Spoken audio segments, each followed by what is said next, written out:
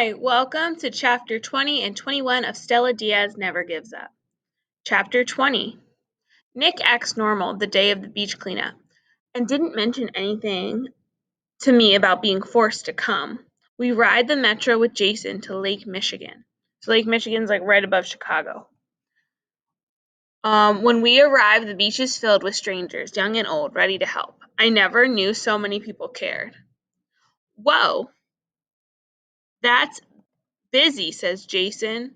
At the beach, I see Kristen, Logan, Miss Susan, and Mr. Kyle. Then I spy Marielle. I'm glad she came, but it definitely means I'm going to have to try harder to win her over. Do we think Marielle doesn't want to be friends with Stella? I'm not sure now. Welcome, everyone, Mr. Kyle says with a bullhorn. Thank you for coming to our beach cleanup. We do this a few times a year.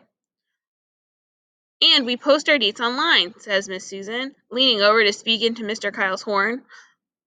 Mr. Kyle pauses and resumes speaking. While Lake Michigan is not an ocean, it's a lake that is important to us.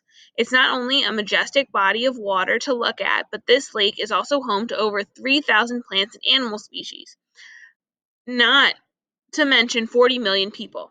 The water right next to us eventually ends up in our beloved oceans through the rivers and the streams. If we want to keep our oceans clean, we've got to start right here at home. I gasp. It's amazing how all the water on Earth is connected. Each and every body of water affects each other. Now I have thick gloves, paper bags, and sticks for everyone to pick up litter. So if you're ready, come on up. As we pick up trash, Nick goes off with Jason, leaving me with my new club members. The majority of what we find is just plastic bottles, cans, and food wrappers. Occasionally, we'll find something weird, like a stuffed toy or a t-shirt. A toy I understand. Kids leave toys behind all the time. It's sad. They must have been sad, but who would lose a t-shirt? While we pick up the random trash, Logan brings up what he'd like to do with the club. I want to raise so much money just like my cousin Mary. She raised enough money to save the sea otters all by herself.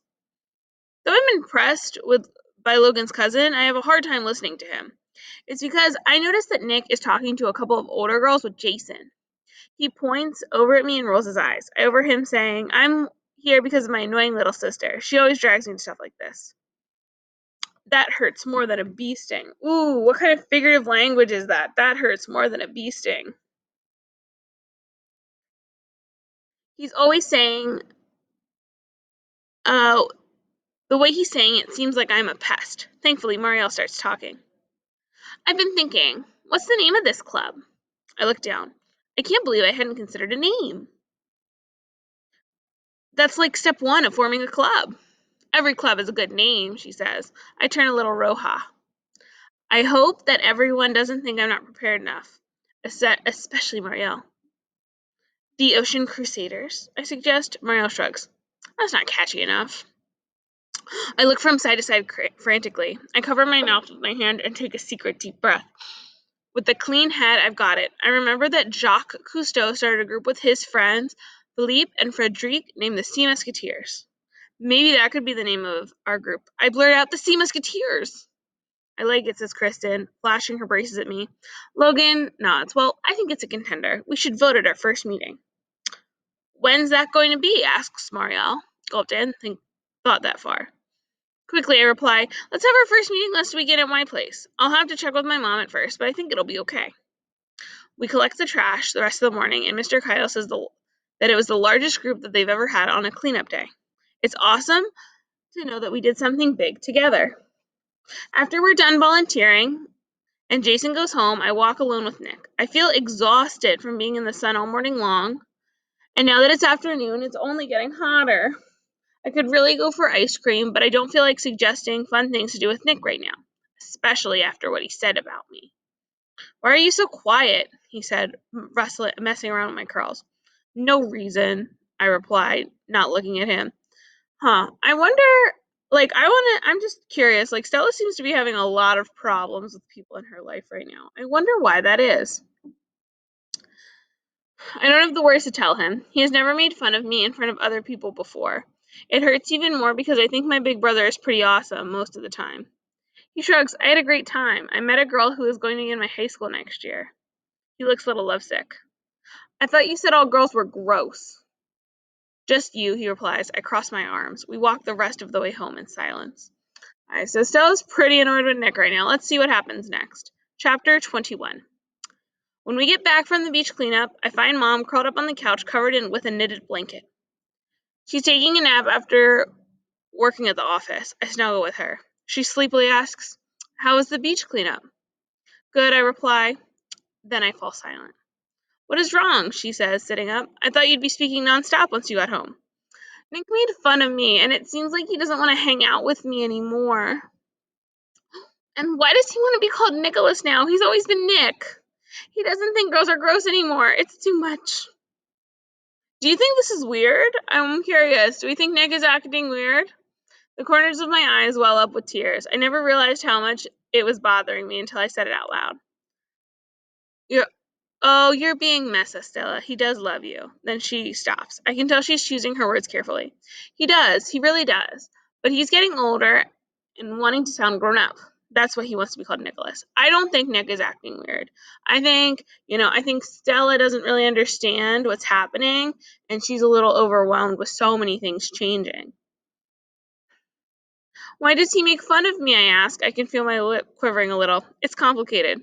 Sometimes he means it, but he really doesn't mean it. I'm not sure about this, and I don't like this Nicholas. I mush my face into Mom's shoulder. I swear. Did you know he ignored me at his birthday pizza party? I shake my head. I felt upset, but then I thought about it. I was a teenager once, and I was igual o pero. He is tame to me, she laughs. I raise my eyebrow. Really? But I'll tell you more about that later. You're a little young for that. I am dumbfounded. I can't imagine Mom not being sweet. She's missed responsibility. As for the name thing, there might be a day that you want to be called Estrella. I shake my head. Never. You might. And I'll call you Estrella if that's what you want, but in my heart you will always be mi bebe. She pulls me in for a hug, and I normally groan a little after her calling me a baby, but today I don't mind at all. One day you might like someone too, she whispers. I've got too many things to worry about now, Mom.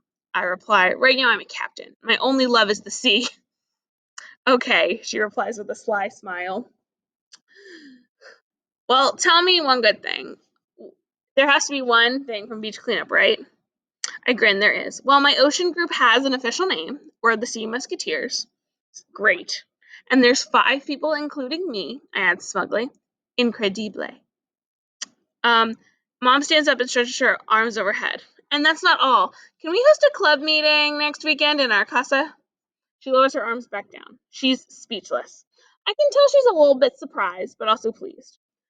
Sí, sí, claro que sí, she says. And she puts her hands to my face. Oh, I'll make snacks for you guys. Un fiesta. Mom cha-chas a little bit. This is work, Mom. Important work. I cross my arms and give her a serious stare. Mom smiles. Yes, I'll only get serious snacks like bagel bites. No balloons, I add. They're unnecessary, and it adds more plastic to the oceans. She gives me 2 thumbs up. She says, Oh, by the way, Jenny called. She says to call her back. She must have gotten my card. I hope that means she accepts my apology, and not that she wants to tell me that she no longer wants to be my best friend. My heart beats faster as I dial her number. When Jenny picks up the phone, I immediately say, I'm really sorry, Jenny. I know, and I've been thinking. I'm a little guilty too. We both haven't been as supportive to each other as we would have been. Wow, Jenny is really mature and really being kind to Stella right now. I promise to be a better best friend, I reply. Me too. So how was beach cleanup? Good. We cleaned up a whole bunch of trash. Mr. Kyle said that the whole volunteer group picked up over 100 pounds of trash, the most ever collected. Way to go, Jenny says. The club has an official name now, too. Oh, Jenny replies. I didn't know that you had a club. Jenny sounds a little sad, which makes me feel bad. I know I know it'll make her feel better. Yeah, we're going to save the oceans. We're having a bake sale. I got inspired from the book you checked out from the library. Really? Jenny replies, sounding much happier. Yes, I couldn't have done this without my best friend. If you're not busy, you can come out to our first meeting. Da-da-da-da-da. It's at my house. Yes, I'd love to. Anything that involves baking and my best friend. I am in. I smile and reply, now tell me about dance camp. Jenny, well, Jenny starts talking about her upcoming recital. I feel relieved. I know that Jenny and I have different interests, but as long as we take the time to listen to each other, we'll be A-okay. Wow, I'm glad that Stella kind of learned her lesson. Be ready to talk about this tomorrow, and I will see you tomorrow in class. Have a great day.